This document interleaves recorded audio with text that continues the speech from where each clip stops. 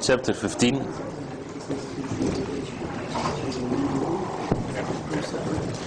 باب قول الله تعالى أيشركون ما لا يخلق شيئا وهم يخلقون ولا يستطيعون لهم نصرا ولا أنفسهم ينصرون, which means this is the title of the chapter. The created one could not be an object of worship. The created one could not be an object of worship.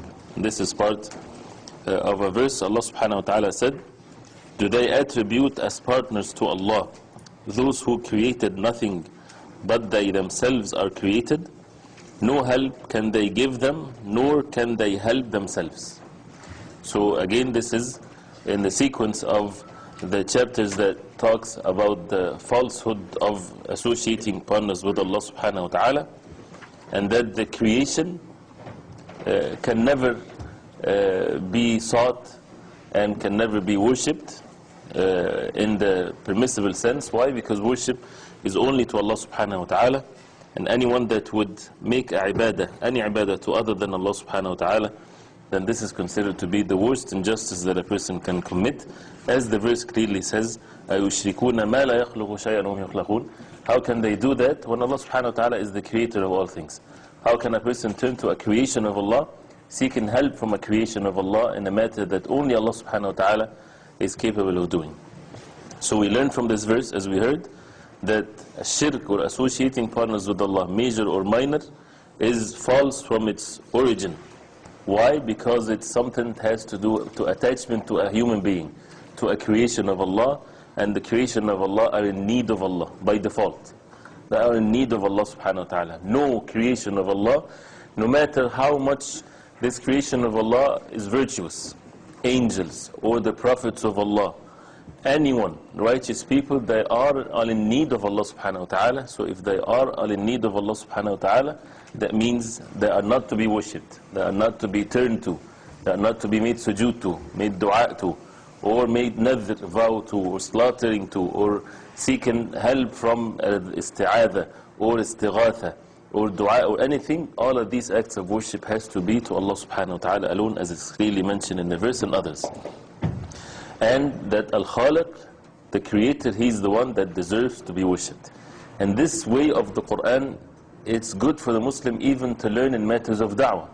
When we are giving da'wah to a non-Muslim, how do we prove that Allah subhanahu wa ta'ala is the only one worthy of worship? Is by this. He's the creator, and if you believe that He's the creator, the provider, and so on, then worship Him alone. Turn to Him alone. People might say, well, we worship Him. No, you do not. You would say to a disbeliever, you don't worship Him alone. Worship meaning that your supplication, your prayer, your vows, your everything is supposed to be to Allah subhanahu wa ta'ala, not to a saint, not to a messenger like the Christians did with Jesus alayhi salam, or anyone, but to Allah subhanahu wa ta'ala alone, which is the way of the Quran always. You would find verses in the Quran that talks about the rububiyyah of Allah, the lordship of Allah subhanahu wa ta'ala. If you pay attention, it's leading to the tawheed of worship of Allah subhanahu wa ta'ala, which is the benefit of believing that Allah subhanahu wa ta'ala is the only creator, sustainer, and so on. Which also shows that it's a permissible thing, it's a good thing to refute the ways of the disbelievers. Like this verse, refuting their call by making it very simple and clear that the creator, He's the one that deserves to be worshipped. And these things that they turn to other than Allah subhanahu wa ta'ala, they can never benefit them, they can never give them victory, and they cannot even benefit their own selves unless Allah subhanahu wa ta'ala forgive them. The Prophet alayhi salatu wasalam taught his ummah the humbleness to worship Allah subhanahu wa ta'ala, asking Allah subhanahu wa ta'ala for forgiveness. And the messengers of Allah, their concern in the Day of Judgment is that Allah subhanahu wa ta'ala make them safe and secure. Although Allah subhanahu wa ta'ala, of course, all the messengers are in the Jannah of Allah subhanahu wa ta'ala, but they humble themselves to Allah subhanahu wa ta'ala because they are creation of Allah subhanahu wa ta'ala. So this is something also for the followers of the Messenger sallallahu alaihi wasallam. The next verse, وَالَّذِينَ تَدْعُونَ مِن دُونِهِ مَا يَمْلِكُونَ مِن قِطْمِيرٍ إِن تَدْعُوهُمْ لَا يَسْمَعُوا دُعَاءَكُمْ وَلَوْ سَمِعُوا مَا اسْتَجَابُوا لَكُمْ وَيَوْمَ الْقِيَامَةِ يَكْفُرُونَ بِشِرْكِكُمْ وَلَا يُنَبِّئُكَ مِثْلُ خَبِيرٍ. Which means, and those whom you invoke or call upon instead of Him, instead of Allah subhanahu wa ta'ala, own not even a qitmir. The qitmir, as it says, the thin membrane over the date stone. You know, when you open a date and there is this thin filament or whatever on the date seed, this is al-qitmir. That they do not even own this qitmir. If you invoke or call upon them, they hear not your call. And if in case they were to hear, they could not grant it, your request to you. And on the day of resurrection, they will disown your worshipping them, and none can inform you, O Muhammad sallallahu alaihi wasallam, like him who is the all-knower of each and everything. People before the Prophet sallallahu alaihi wasallam, whether they called messengers of Allah the best people, or whether they called evil or deviants or whatever there is, all of them are under this verse that the only one to be made dua to is Allah subhanahu wa ta'ala. وَالَّذِينَ تَدْعُونَ مِن دُونِهِ. Those who you call min dunihi, meaning other than Allah in general, everyone. Even if it's the messengers of Allah, they do not own this qitmir. Why? Because it's created by who? By Allah subhanahu wa ta'ala. So if the messenger of Allah did not create this qitmir, that means he does not deserve to be worshipped besides Allah subhanahu wa ta'ala. So it goes with the creation, and the creation of Allah are created. They do not create. So as a result of that, they do not deserve any form of worship. From slaughtering, vowing, dua, sujood, anything, it's only to be done to Allah subhanahu wa ta'ala. And that elevates the levels of the messengers of Allah and the pious people. Because the Prophet sallallahu alaihi wasallam, Allah subhanahu wa ta'ala praised him in the Quran. What is the best praise to the Prophet sallallahu alaihi wasallam, as it's mentioned in the Quran, is being abd. Subhanalladhi asra bi'abdihi laylan, by his slave. The more the person is a slave of Allah subhanahu wa ta'ala, the more elevated he is to Allah subhanahu wa ta'ala. And the one that reached this perfectness of being a abd to Allah subhanahu wa ta'ala is the Prophet sallallahu alaihi wasallam. And that's why he is the best of all the creation of Allah subhanahu wa ta'ala. Why? Because of the humbleness, and not otherwise, not to give the Prophet sallallahu alaihi wasallam attributes of Allah subhanahu wa ta'ala, or to worship the Prophet ﷺ or the pious people. Instead, if a person wants to elevate them and praise them, is to do what Allah subhanahu wa ta'ala ordered us and what the Prophet ﷺ ordered us. إِن تَدْعُوهُمْ لَا يَسْمَعُوا دُعَاءَكُمْ. If you call them, if you make dua to them, they won't hear your dua. And if they hear it, they won't respond to you. Why? Because it's only the rights of Allah subhanahu wa ta'ala. And in the day of judgment, they would disown you as a result of your shirk. So what are the things to be learned from this verse? Again, refuting shirk by a clear evidence, which is, the verse is very general. Other than Allah, then it is not permissible for a person to make any form of worship to them. Also, it shows the conditions for a person, the condition for the one to be seeking help from. What is the condition? If the matter is confused. If some people, they seek istighatha or help from other than Allah, for them to figure it out, the verse mentioned conditions. What is it? They have to own what you are asking them for. So if you ask them for Jannah, do they own Jannah? They do not own Jannah. So you cannot ask them Jannah from them. Allah subhanahu wa ta'ala says they do not even own the qitmir, the thin thing in the date. So the first thing which mentioned in the verse, the ownership. The second thing is their hearing. They do not hear your dua. And the third thing is the capability of accepting one's dua. They don't hear your dua, and the acceptance of your dua is not in their capacity. It's something only by Allah subhanahu wa ta'ala, as it's clearly mentioned in the verse. So these are the conditions. These conditions are only befitting Allah subhanahu wa ta'ala. That means Allah subhanahu wa ta'ala is the only one that deserves to be worshipped subhanahu wa ta'ala alone. See the way of the Quran refuting the ways of the disbelievers in such a way that they don't have a choice. They don't have a way out to support what they believe. Also, it proves that Aqidah, belief, is based on clear evidences from the revelation of Allah, the Quran and the Sunnah of the Prophet ﷺ, and it's also based on certainty. There is no ambiguity in it, as the verses clearly says that the truth is so clear, no ambiguity in it. And it also shows that the knowledge of Allah subhanahu wa ta'ala encompasses everything. وَلَا يُنَبِّئُكَ مِثْلُ خَبِيرٍ. None can inform you that better than Allah subhanahu wa ta'ala. So that's why we seek this knowledge from the revelation of Allah, from the Quran and the Sunnah of the Prophet sallallahu alaihi wasallam. The hadith after that The hadith في الصحيح عن أنس رضي الله عنه قال شج النبي صلى الله عليه وسلم يوم أحد وكسرت رباعيته فقال كيف يفلح قوم شجوا نبيهم فنزلت ليس لك من الأمر شيء. The Prophet ﷺ was hit on the day of Uhud and his teeth were broken. So he said, how can a people succeed who hit their Prophet? The verse which says ليس لك من الأمر شيء was revealed, which means not for you, O Muhammad sallallahu alayhi wasallam, but for Allah is the decision. And this elevates the level of the Prophet sallallahu alaihi wasallam. This is not undermining the level of the Prophet ﷺ. It's elevating the level of the Prophet ﷺ, and it shows how Allah subhanahu wa ta'ala protected the Tawheed. That even in that, the matter is to Allah subhanahu wa ta'ala alone. Although they broke the teeth of the Prophet ﷺ, the best teeth was broken. By who? By the disbelievers. And still Allah subhanahu wa ta'ala would reveal this verse to protect the Tawheed, that the hearts to be attached to Allah subhanahu wa ta'ala alone. So from this hadith, it shows how that it refutes these false beliefs that a human being or a creation of Allah subhanahu wa ta'ala would be in the level of the Rabb subhanahu wa ta'ala in matters of ibadah.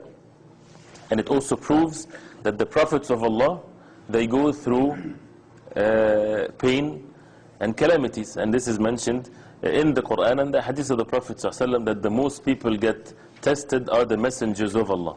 So this is something that is valid for them. And they are the best to be given the rewards, and they are the best in patience and so on. Also it shows that the ibadah should be sincerely only for the sake of Allah subhanahu wa ta'ala, because He subhanahu wa ta'ala, the one that all the affairs and all the decisions is by Allah subhanahu wa ta'ala alone. It shows also the virtues of sabr, that the Prophet ﷺ was enduring patience, and for his ummah to be patient in matters of da'wah, calling others to Allah subhanahu wa ta'ala. Also, that it's haram to give up on the mercy of Allah subhanahu wa ta'ala.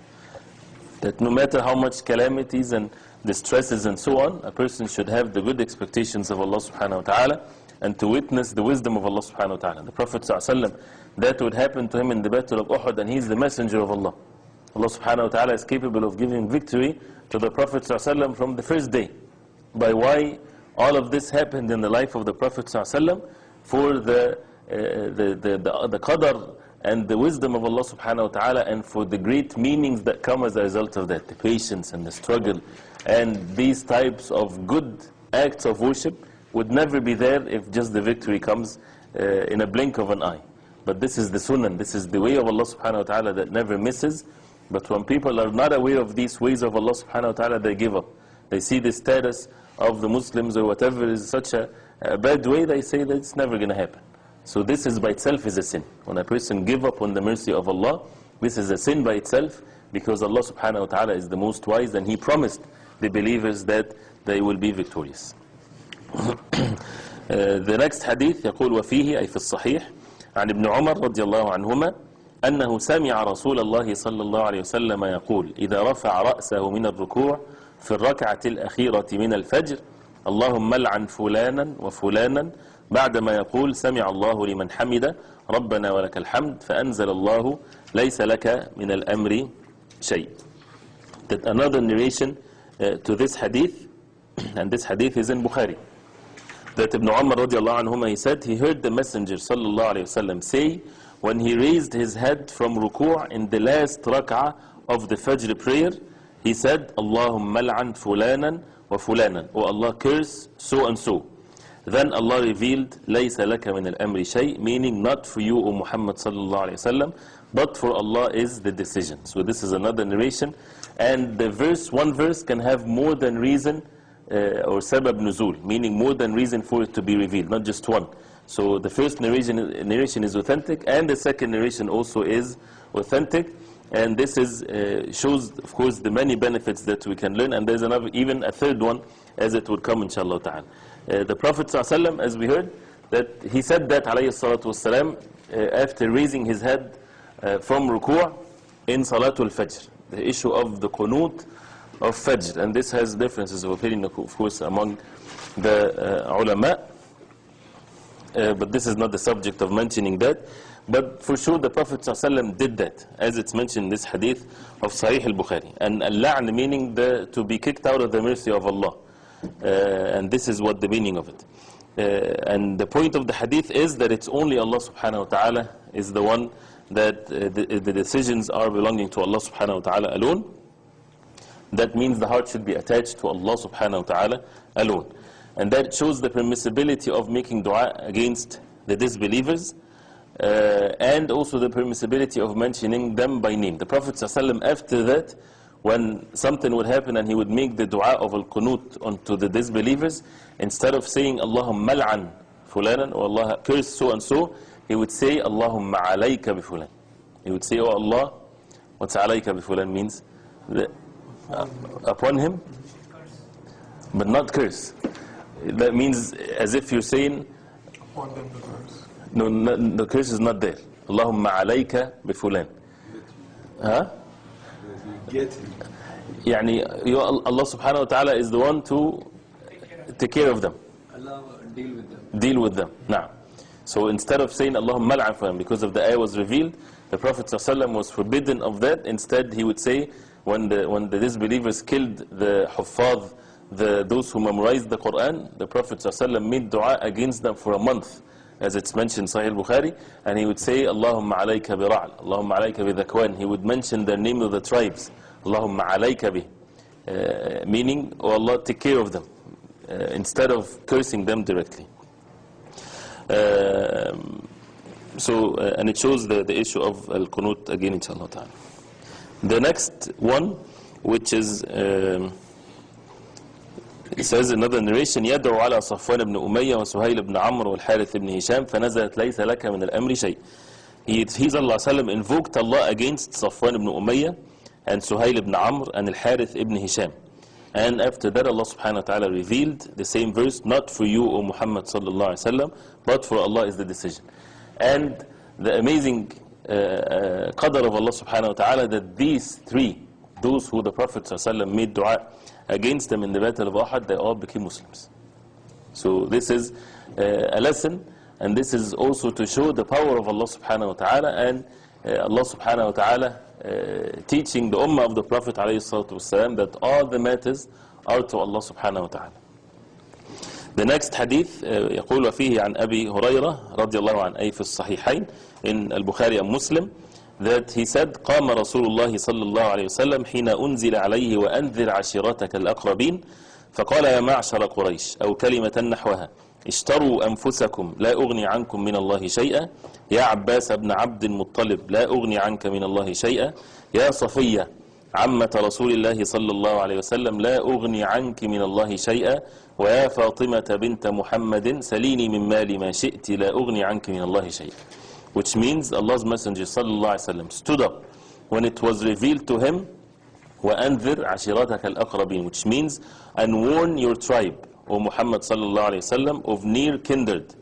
The Prophet sallallahu alaihi wasallam said, O people of Quraysh, after this verse was revealed, he went out alayhi salatu wasalam and he said, O people of Quraysh, or words similar to that, sell your own souls, meaning free your own souls from the punishment of Allah subhanahu wa ta'ala. I would not be of any help to you before Allah. O Abbas ibn Abd al-Muttalib, I will not be of any help for you before Allah. O Safiya, the aunt of Allah's Messenger sallallahu alaihi wasallam, I will not be of any help to you before Allah. O Fatima, daughter of Muhammad sallallahu alaihi wasallam, ask of my wealth what you wish. I will be of no avail to you before Allah. And it clearly shows how the Muslims return to Allah subhanahu wa ta'ala alone, that the Prophet ﷺ himself would not benefit his immediate relatives unless they are believers. And that's why the uncle of the Prophet ﷺ that the Prophet ﷺ loved dearly, he died in the state of kufr, and the Prophet ﷺ said, I will make dua to Allah subhanahu wa ta'ala for you ma lam unha an, as long as Allah subhanahu wa ta'ala does not forbid me from doing so, and the hadith will come inshallah ta'ala later on. And after that, Allah subhanahu wa ta'ala revealed to the Prophet ﷺ forbidding him for making dua for the disbelievers if they die in the state of disbelief. Abu Lahab was the uncle of the Prophet ﷺ, and that did not benefit him. That's why at Tawheed, the oneness of worship of Allah subhanahu wa ta'ala, is what benefit the person. And the levels of these, the relatives of the Prophet ﷺ, their virtue comes first because of their iman, because of their tawheed, the oneness of worship of Allah subhanahu wa ta'ala, and after that they have a higher level as a result of being closer to the Prophet ﷺ. So the first thing is because of their iman and their tawheed, and then second is because of their, Allah subhanahu wa ta'ala chose them to be the relatives of the Prophet alayhi salatu wasalam, and this is the bounty of Allah subhanahu wa ta'ala that He gives whoever He wills. And shows how the Prophet ﷺ would respond to the orders of Allah. The verse revealed, so he immediately, and he goes and he tell his relatives such a way. And it shows also refuting those who turn to the messengers of Allah, of seeking help from them. Instead, they should seek help from Allah subhanahu wa ta'ala alone, and that a human being should only ask Allah subhanahu wa ta'ala for everything. And also we benefit from the hadith that the only way that a person will be saved from the hellfire is his iman, is his good deeds, is the mercy of Allah subhanahu wa ta'ala, the forgiveness of Allah subhanahu wa ta'ala, not just the fact that he is from Ahlul Bayt, from the family of the Prophet ﷺ, or his father is a pious man, or he is from a good family, whatever there is. All of that won't benefit him if the person is disobedient to Allah subhanahu wa ta'ala. But of course, if they're all the same when it comes to the obedience of Allah, then those who are the families of the Prophet ﷺ, they have a better virtue, of course, but with the iman and the amal as-salih. And that the more people that have the rights to the Prophet ﷺ are those who are close to him, meaning the family of the Prophet ﷺ. And the Muslim, we seek the pleasure of Allah subhanahu wa ta'ala in the love of the family of the Prophet ﷺ. This is definitely something that a Muslim seek the pleasure of Allah subhanahu wa ta'ala like that, because the Prophet ﷺ ordered us to take care of them and to love them and so on. But we do not get into the extreme of worshipping them besides Allah subhanahu wa ta'ala, or the other extreme of denying their rights and so on. It's by following the way of the Prophet ﷺ ordering us, and how the Sahaba radiallahu anhum respected them and dealt with them. Again, as I mentioned before, only the relationship does not benefit unless the person has the iman. It's a beautiful statements of the Prophet ﷺ that clearly mention the meanings of the tawheed, that it's only Allah subhanahu wa ta'ala that the people should turn to subhanahu wa ta'ala in matters of dua, with the clear evidence. Again, this is nothing but a verse or verses of the Quran and the hadith of the Prophet alayhi salatu wasalam.